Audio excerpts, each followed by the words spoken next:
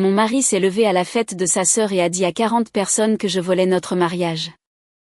Alors, sans un mot, j'ai marché vers le projecteur et j'ai montré à tout le monde où l'argent était réellement allé. Mon mari a annoncé notre divorce à la fête de fiançailles de sa sœur devant 43 personnes, y compris mes parents, toute sa famille élargie et un photographe qui était là pour capturer de joyeux souvenirs. Il s'est levé, a entrechoqué sa fourchette contre sa flûte de champagne et a dit à tout le monde que j'avais volé notre compte joie pour financer une vie secrète avec un autre homme. Il ne m'a pas interrogé. Il ne m'a pas prise à part. Il s'est juste levé et l'a dit comme s'il portait un toast. Je n'ai pas pleuré. Je n'ai pas crié. J'ai ouvert mon ordinateur portable, qui était dans mon sac car j'avais fini un rapport dans la voiture en chemin, et je l'ai apporté au projecteur qui était déjà installé pour le diaporama des fiançailles. Et je leur ai tout montré. Mais je m'avance. Laissez-moi vous raconter comment nous en sommes arrivés là. Je m'appelle Violette. J'ai 31 ans, et pendant 6 ans, j'ai été mariée à un homme que j'aimais sincèrement. Il s'appelle Antoine. Au début, il était gentil et patient, et il me laissait des petits mots dans les poches de mon manteau avant que je ne parte travailler le matin. Des petites choses. J'espère que ta réunion se passera bien. Tu étais magnifique ce matin.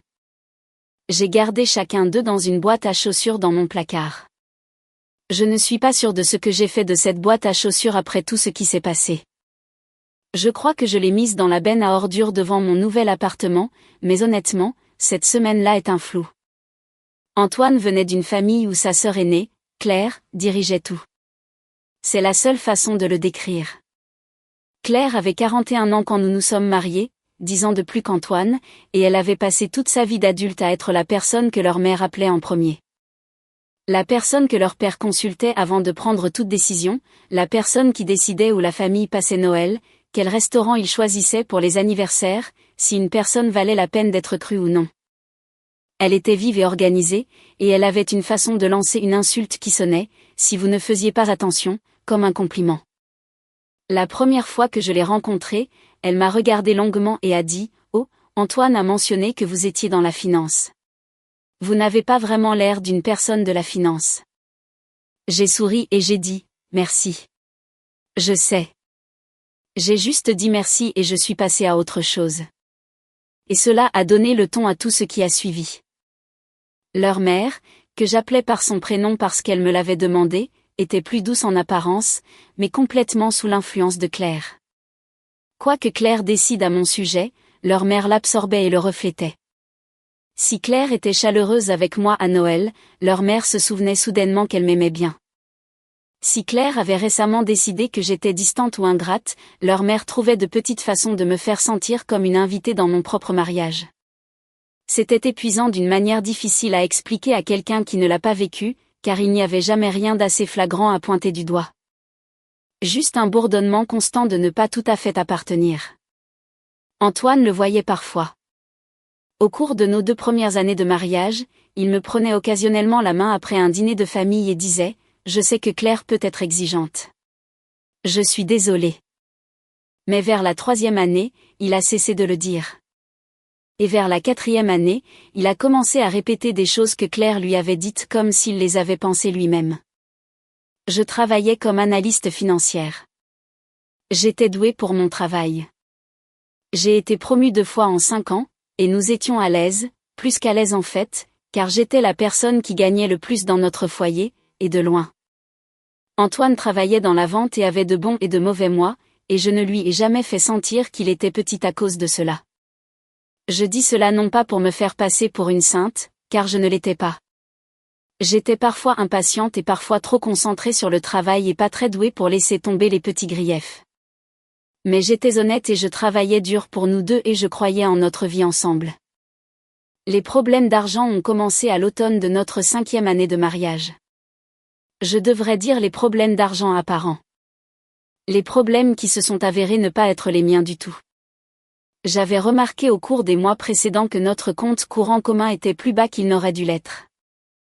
Nous étions tous 2 salariés. Nos dépenses étaient prévisibles. Je suis une personne qui suit les dépenses de manière compulsive en raison de mon travail. Je sais donc à quoi ressemblent nos sorties mensuelles à environ 50 € près. Mais l'argent disparaissait par morceaux. 300 € ici, 800 € là, en retrait au distributeur et en virement vers un compte que je ne reconnaissais pas. Quand j'en ai parlé à Antoine, il est devenu silencieux d'une manière que j'ai interprétée à l'époque comme de l'embarras. Il m'a dit qu'il avait envoyé de l'argent à Claire parce qu'elle traversait une période difficile et qu'elle n'avait voulu en parler à personne. Il a dit qu'il lui avait demandé de garder le secret entre eux parce qu'elle était fière. Je me suis sentie coupable d'avoir même posé la question. Je lui ai dit, bien sûr, et j'ai laissé tomber. 3 mois plus tard, plus d'argent avait disparu. Cette fois, beaucoup plus. J'ai demandé à nouveau doucement et il a dit la même chose. Claire en avait besoin. Elle avait des difficultés. Il essayait d'aider sa sœur, mais quelque chose ne me convenait pas car à la même époque, Claire avait commencé à faire des allusions à une nouvelle voiture qu'elle regardait. Et elle était venue à un dîner de famille avec ce qui, j'en étais presque certaine, était une nouvelle montre. Et elle avait mentionné presque en passant un week-end qu'elle et son petit ami avaient passé en Bourgogne. Cela ne ressemblait pas à des difficultés pour moi. Je veux être claire, je n'ai pas cherché quelque chose de sinistre. Je voulais juste comprendre ce qui se passait avec notre argent. Je suis analyste financière. Les chiffres sont ma langue. Quand les chiffres cessent d'avoir un sens, j'y prête attention. J'ai donc extrait tous nos relevés bancaires, pas seulement le compte joint. J'avais accès à nos comptes domestiques via le logiciel de budgétisation que nous utilisions ensemble, et j'ai tout passé au crible méthodiquement un week-end où Antoine était en voyage de golf avec ses amis. J'ai fait une feuille de calcul. J'ai suivi chaque transaction des 8 derniers mois. J'ai recoupé les retraits au distributeur avec le compte PayPoche de Claire, qui était public. Ce que j'ai trouvé m'a fait rester très immobile sur ma chaise de cuisine pendant longtemps.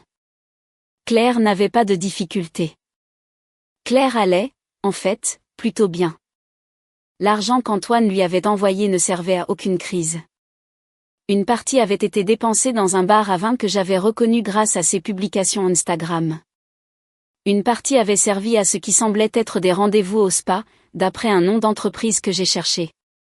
Et une partie importante, je parle d'environ 14 000 € sur 8 mois, avait été transférée du compte de Claire vers un troisième compte, le même qu'Antoine prétendait ne pas reconnaître quand je lui en avais parlé à l'origine. Le troisième compte appartenait à Antoine. Il avait envoyé de l'argent à Claire, qui en avait renvoyé une partie à un compte séparé qu'il avait ouvert à mon insu. Quoi qu'il y ait eu sur ce compte, je n'avais pas accès pour le voir. Mais la trace écrite était là, claire, simple et dévastatrice. J'ai gardé cette feuille de calcul pendant 2 semaines. Je ne l'ai pas confrontée. J'ai juste observé et j'ai continué à documenter et j'ai essayé de comprendre à quoi j'avais affaire avant de faire quoi que ce soit. Pendant ces 2 semaines, j'ai appris quelque chose sur moi-même. J'avais passé des années dans cette famille à être la personne qui absorbait les choses tranquillement et essayait de ne pas faire de vagues. J'avais été entraînée progressivement à cela par des années de pics subtils de Claire et la tendance croissante d'Antoine à me voir à travers ses yeux. J'avais appris à douter de mes propres perceptions, à me demander si j'étais trop sensible, si j'interprétais mal les choses, si j'étais le problème. Mais je n'interprétais pas mal une feuille de calcul. Les fiançailles de Claire ont été annoncées en octobre. Elle fréquentait un homme nommé Rémi depuis 2 ans, et quand il l'a demandé en mariage, la famille est passée en mode célébration totale. Leur mère m'a appelé personnellement pour me dire qu'elle avait pleuré. Antoine a été désigné comme l'une des personnes qui allait porter un toast à la fête de fiançailles. La date a été fixée à 3 semaines, un samedi soir, une 40aine d'invités dans une salle privée d'un restaurant du centre-ville. J'y suis allée, bien sûr que j'y suis allée. Je n'avais aucune raison apparente de compliquer les choses avant de comprendre tout ce à quoi j'avais affaire. Mon avocate, j'en avais discrètement engagé une. Une femme spécialisée dans les litiges financiers et les affaires de divorce, m'avait dit de documenter, et de ne pas dévoiler mes cartes trop tôt. J'ai apporté mon ordinateur portable. J'ai dit à Antoine que je devais finir quelque chose pour le travail. Il l'a à peine remarqué. La fête était agréable en surface. Claire était radieuse et heureuse d'une manière que je n'avais jamais vue auparavant. Et malgré tout, il y avait une partie de moi qui pouvait séparer cela de ce que je savais de l'argent et simplement observer qu'elle semblait réellement amoureuse de Rémi. Je ne sais pas pourquoi j'inclus ce détail. Peut-être parce que je veux être précise même sur les personnes qui m'ont blessée. Le dîner a été servi. Les toasts ont commencé. Le frère d'Antoine, qui vit en province et que j'ai toujours sincèrement aimé, a commencé. Il a raconté une histoire sur Antoine et Claire enfant qui a fait rire les gens. Puis un vieil ami de Rémi a parlé. Puis la mère de Claire s'est levée et a commencé à pleurer avant de prononcer 3 mots. Et tout le monde a ri chaleureusement et elle s'est reprise et a dit quelque chose de charmant. Puis Antoine s'est levé.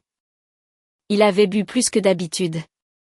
J'ai remarqué cela, mais je ne l'ai pas signalé intérieurement comme un signe avant-coureur. J'aurais dû.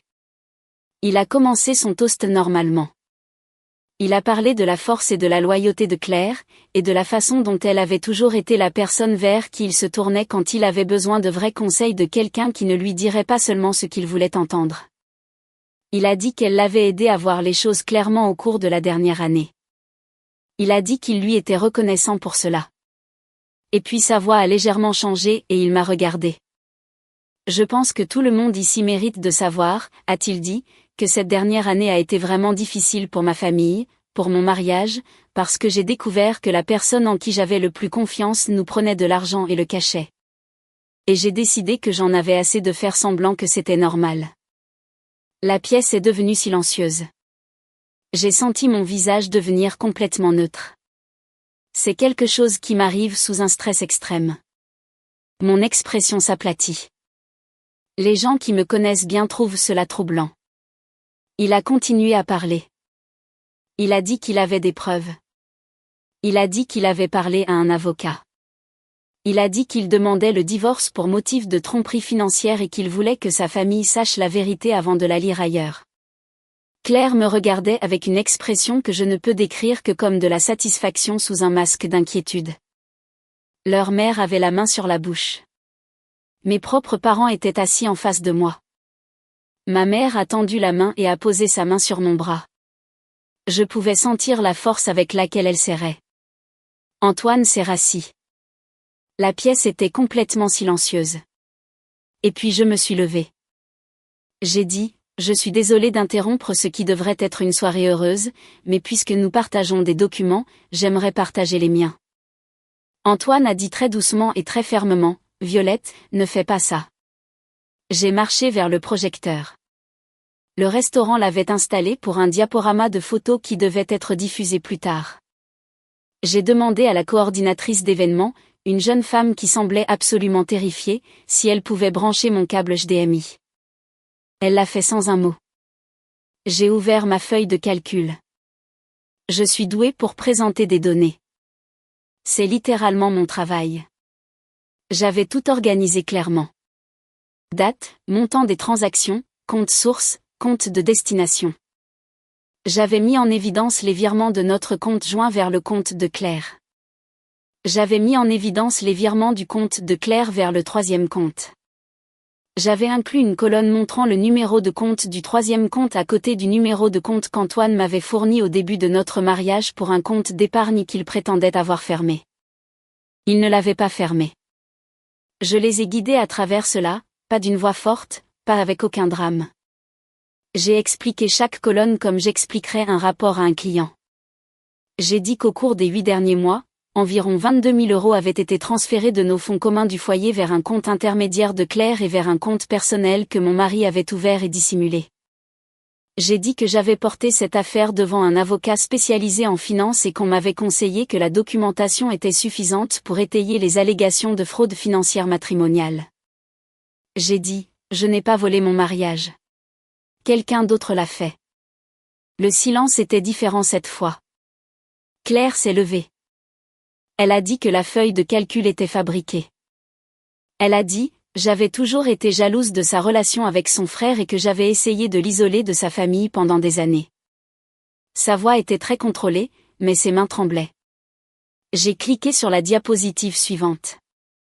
C'était une capture d'écran de son historique de transactions Paypoche, la partie qui avait été publique avant qu'elle ne réalise apparemment, au cours de la semaine dernière, de la mettre en privé.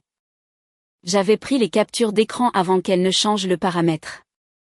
Il y avait les transactions avec les dates, avec les montants, recoupés exactement avec ce qui apparaissait dans la feuille de calcul. Rémi, son fiancé, était resté très silencieux. Il regardait Claire avec une expression que je reconnaissais, l'expression de quelqu'un faisant un calcul rapide et inopportun.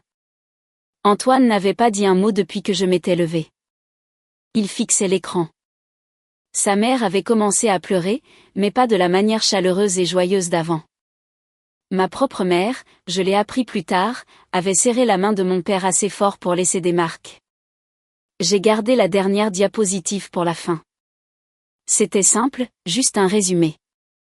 Montant total transféré. Chronologie, propriété du compte confirmé via le numéro de routage, que j'avais retracé auprès de notre banque lorsque j'avais déposé une demande officielle 6 jours plus tôt. Clair, factuel, incontestable. J'ai remercié tout le monde pour leur patience, débranché mon ordinateur portable et me suis assise. Je ne me souviens pas exactement de ce qui s'est passé dans les 10 minutes suivantes. Je me souviens du bruit, des voix qui se chevauchaient, de la chaise de quelqu'un qui raclait en arrière, de Claire prononçant le nom d'Antoine d'une manière aiguë et basse à laquelle il répondait immédiatement d'habitude, mais cette fois il ne l'a pas fait. Je me souviens de Rémi demandant discrètement l'addition à un serveur et le serveur ne sachant pas quoi faire. Je me souviens de ma mère se penchant et me murmurant « Tu as besoin de partir » et moi secouant la tête. Ce dont je me souviens clairement, c'est Antoine me retrouvant près du vestiaire alors que la fête se dissolvait. La plupart des gens étaient partis rapidement, comme les gens le font quand ils veulent désespérément ne pas être présents pour ce qui va suivre. Il avait l'air de quelqu'un à qui on avait retiré les os du visage. C'était aussi notre argent, a-t-il dit. J'allais le remettre. Je l'ai regardé un instant. L'homme que j'avais aimé, les petits mots dans les poches de mon manteau. 6 ans. C'était mon argent, ai-je dit. La majeure partie, et tu le sais. Il a commencé à dire autre chose, mais j'ai pris mon manteau et je suis sortie. Mon avocate m'a appelé le mardi suivant. Apparemment, l'avocat d'Antoine l'avait contacté pour discuter d'un règlement. Compte tenu de la documentation, il lui recommandait de ne pas contester le divorce. J'ai accepté la médiation, non pas parce que j'avais pardonné quoi que ce soit, mais parce que j'avais 31 ans et que je voulais en finir et passer à autre chose avant mes 32 ans. La médiation a duré 4 sessions. Je suis reparti avec un compte rendu complet des biens matrimoniaux, des conditions de remboursement des fonds détournés et mon appartement, qui avait été acheté principalement avec mes revenus. Quoi qu'il en soit, Claire et Antoine n'ont, à ma connaissance, pas parlé publiquement de ce qui s'est passé. Rémi a annulé les fiançailles environ 6 semaines plus tard, bien que je n'ai aucune information sur la raison, et je ne vais pas spéculer. Leur mère m'a envoyé une lettre manuscrite, ce qui m'a surprise. Elle a dit qu'elle n'avait pas su. Je la crois en fait. Elle a dit qu'elle était désolée. J'ai répondu 2 phrases, disant que j'appréciais qu'elle m'ait contacté et lui souhaitant le meilleur. Je le pensais. L'avantage de construire un dossier en silence, c'est que cela vous donne beaucoup de temps pour réfléchir. J'ai passé des mois à savoir ce que je savais, à regarder des gens qui me trompaient agir normalement, assise en face de Claire lors des dîners du dimanche et la regarder manger du poulet rôti et parler de son jardin et être complètement bien. J'ai passé des mois à regarder Antoine me regarder et voir, je crois, une personne qu'il avait déjà à moitié décidée comme étant la méchante d'une histoire qu'il écrivait pour justifier ce qu'il faisait. Et j'ai dû vivre avec ça et ne rien dire parce que je savais que la vérité devait être irréfutable avant que je ne la révèle. Les gens me demandent parfois si je regrette de l'avoir fait de cette manière à la fête devant tout le monde. J'y ai beaucoup réfléchi. Il y a une version de cette histoire où je gère tout en privé dans un cabinet d'avocats sans le spectacle public. Et il y a de vrais arguments pour cette version. C'est plus propre. C'est moins douloureux pour les personnes innocentes dans la pièce comme Rémi, comme mes propres parents, comme le frère d'Antoine qui est venu de Bordeaux et n'avait rien à voir avec tout ça. Mais je reviens toujours à ce qu'Antoine a choisi. Il a choisi une pièce pleine de 43 personnes. Il a choisi mes parents. Il a choisi un microphone et un projecteur et un public et un photographe. Il a fait ce choix exprès parce qu'il pensait que je ne pouvais pas me défendre publiquement parce que des années d'influence de Claire lui avaient appris que j'étais quelqu'un qui absorbait les choses tranquillement et passait à autre chose. Il s'était trompé. Ma vie est maintenant plus calme qu'avant. Et je le dis dans le bon sens. J'ai déménagé dans un appartement avec 2 chambres à environ 20 minutes de là où nous vivions. J'ai une chatte nommée Biscotte qui détruit mes coussins décoratifs et s'assied dans la fenêtre de ma cuisine le matin et à qui je suis embarrassante dévouée. Je vais à un club de lecture le jeudi soir avec 4 femmes que j'aime sincèrement. J'ai été promue à nouveau au travail à un poste d'analyste principal pour lequel je travaillais depuis 3 ans. Je ne suis pas fermée. Je ne veux pas que ce soit le message à retenir de tout cela. J'ai traversé quelque chose qui m'a fait douter de mes propres perceptions pendant un certain temps et j'ai dû faire un vrai travail pour retrouver ces perceptions. Je suis en thérapie. J'y vais doucement avec les gens que je laisse approcher. Je fais attention aux choses que j'ignorais avant. Les petits moments où quelqu'un que j'aime me fait sentir que ma réalité est fausse. Quand la version des événements de quelqu'un me met constamment en tort. Quand je me surprends à m'excuser pour des choses que je n'ai pas réellement faites. Ce sont des choses que j'observe maintenant. Non pas avec paranoïa, mais avec clarté. Environ 4 mois après la finalisation du divorce, j'ai reçu un message sur Instagram d'un nom que je ne reconnaissais pas. Il s'est avéré que c'était une amie de Claire, une femme qui avait été à la fête de fiançailles, assise vers l'arrière, à qui je n'avais jamais parlé. Elle a dit qu'elle avait vécu un mariage comme le mien. Elle a dit que me voir me lever et marcher vers ce projecteur était la première fois en 2 ans qu'elle pensait pouvoir sortir de sa propre situation. Elle a dit qu'elle travaillait avec un avocat. Maintenant, je ne connais pas son histoire. Je ne sais pas comment cela s'est terminé, mais j'ai enregistré ce message dans un dossier sur mon téléphone. Et les jours où je traite encore tout, et il y a encore des jours comme ça, je ne ferai pas semblant qu'il n'y en a pas. Je le sors et je le lis. Cela me rappelle pourquoi je ne suis pas restée silencieuse, non pas pour embarrasser Antoine, non pas pour gâcher la fête de Claire, mais parce que le silence pour moi avait cessé d'être une vertu en chemin, et était devenu une cage.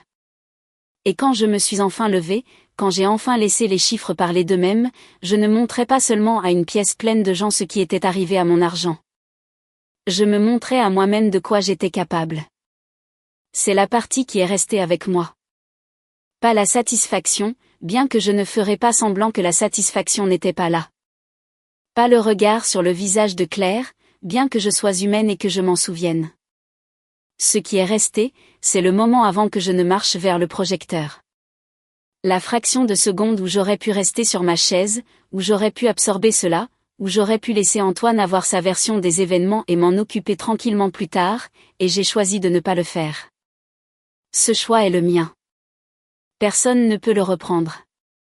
Et quand je pense aux 6 années de petits moments qui m'ont appris à être le genre de personne qui reste sur sa chaise, tous les dîners du dimanche, toutes les petites remarques ciblées, toutes les fois où Antoine a haussé les épaules et a dit que Claire était juste Claire. Je pense à quel point j'ai failli rester assise, à quel point j'avais été complètement préparée à le faire. Je suis contente de m'être levée. Si vous êtes assis sur une chaise en ce moment, en attendant la permission de vous lever. C'est ça. Vous n'avez pas besoin d'un projecteur. Vous n'avez pas besoin d'une feuille de calcul. Vous avez juste besoin de décider que votre version des événements mérite d'être entendue. Commencez par là. Tout le reste suivra. J'ai beaucoup réfléchi à la cause et à l'effet depuis que tout s'est passé. Pas de manière dramatique, juste tranquillement, comme vous le faites lorsque vous êtes seul dans un nouvel appartement avec un chat sur vos genoux et suffisamment de distance par rapport à quelque chose de douloureux pour enfin en voir clairement la forme. Antoine n'est pas devenu la personne qui m'a humilié en public du jour au lendemain. Cela a pris des années. Et je ne suis pas devenue la personne qui a marché vers ce projecteur du jour au lendemain non plus. Cela a pris des années aussi. La différence, c'est que ces années ont été passées à apprendre à me considérer comme moins que ce que j'étais. Et les miennes ont été passées sans s'en rendre pleinement compte, à construire le genre de clarté qui ne peut être ébranlée. Il y a une chaîne de cause à effet dans tout ce qui s'est passé et la partie que j'ai mis le plus de temps à accepter est ma propre place là-dedans. J'ai permis à une version de moi-même d'exister dans ce mariage qui n'était pas entièrement moi. J'ai absorbé les petites cruautés de Claire parce que je me disais que maintenir la paix était la même chose qu'être bonne. J'ai regardé Antoine dériver vers la version de moi de sa sœur. Plus petite, moins digne de confiance, quelqu'un qui avait besoin d'être géré. Et je n'ai pas riposté assez fort, assez tôt, parce que je continuais à espérer qu'il retrouverait son chemin tout seul. Il ne l'a pas fait. Et plus je restais silencieuse, plus mon silence lui semblait être une confirmation. C'est la chose que personne ne vous dit à propos d'être raisonnable dans une situation déraisonnable. Cela peut être pris pour de la faiblesse par les personnes qui l'utilisent contre vous. Violette, l'analyste financière qui suivait chaque chiffre, qui conservait chaque dossier, qui restait calme sous pression. Cette version de moi était invisible pour Antoine au moment où il s'est levé à cette fête. Il l'avait remplacée par une histoire plus simple, une où j'étais le problème et il était justifié. Ce qu'il n'avait pas compris, et ce que Claire n'avait absolument pas compris, c'est que la même discipline qui me rendait bonne dans mon travail me rendait aussi très bonne à attendre. Je ne les ai pas confrontés lorsque j'ai découvert les anomalies pour la première fois. J'ai construit le dossier. J'ai documenté chaque transaction. J'ai discrètement retenu un avocat avant de montrer mes cartes parce que j'avais appris de toutes ces années passées dans cette famille que la vérité sans preuve n'est qu'une accusation et ils étaient très bons pour rejeter mes accusations. L'aspect intelligence de cela est quelque chose que je veux dire clairement, savoir quelque chose ne suffit pas. Il faut savoir comment utiliser ce que l'on sait. J'aurais pu crier sur Antoine la nuit où j'ai trouvé ces transferts. J'en avais probablement envie. Au lieu de cela, j'ai fait une feuille de calcul et j'ai attendu le bon moment. Ce n'est pas de la froideur. C'est de la précision. Et la précision, quand quelqu'un a passé des années à essayer de vous faire douter de votre propre esprit, est l'une des choses les plus puissantes que vous puissiez récupérer. La partie résilience est venue après le divorce, l'appartement, la reconstruction. Rien de tout cela n'a été gracieux. Il y a eu des nuits qui ont été vraiment difficiles. Et je ne vais pas les transformer en quelque chose d'inspirant. Je les ai juste traversées. Un club de lecture du jeudi à la fois. Une tasse de café dans ma propre cuisine à la fois. Un matin où je me suis réveillée et j'ai réalisé que je n'avais pas pensé à Antoine avant la moitié de la journée. C'est comme ça que ça marche. Pas d'un coup, par petits pas. Ce que je porte avec moi maintenant, c'est ceci. La façon dont les gens vous traitent est en partie un reflet de ce que vous laissez s'installer. Quand j'ai cessé de laisser la version de Claire de moi s'installer. Quand j'ai cessé de laisser le silence d'Antoine en ma faveur s'installer. Quand je me suis levée à cette fête et que j'ai laissé les chiffres parler. Je ne corrigeais pas seulement le dossier pour une pièce pleine de gens. Je le corrigeais pour moi-même. Chaque personne dans cette histoire a fait des choix et a vécu avec les conséquences de ses choix. Ce n'est pas le destin. C'est juste de l'arithmétique. Et il s'est avéré que j'étais meilleur en arithmétique qu'aucun d'eux ne s'y attendait.